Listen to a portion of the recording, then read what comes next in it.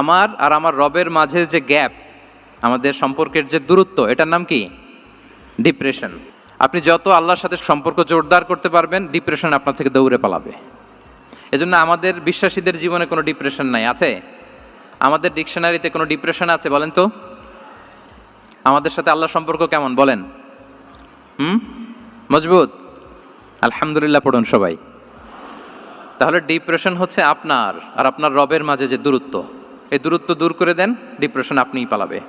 আমরা আরও কিছু সিরা থেকে ইনসিডেন্ট নিয়ে দেখি যে গড সেন্ট্রিক মাইন্ডসেটটা কেমন।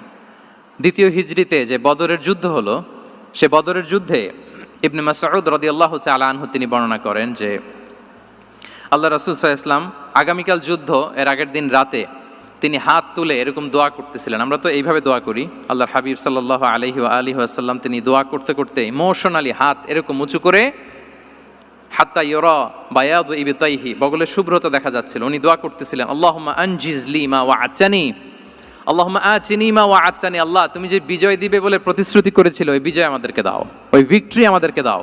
দোয়া করছিলেন। সাইয়েদনা আলী রাদিয়াল্লাহু তাআলা আনহু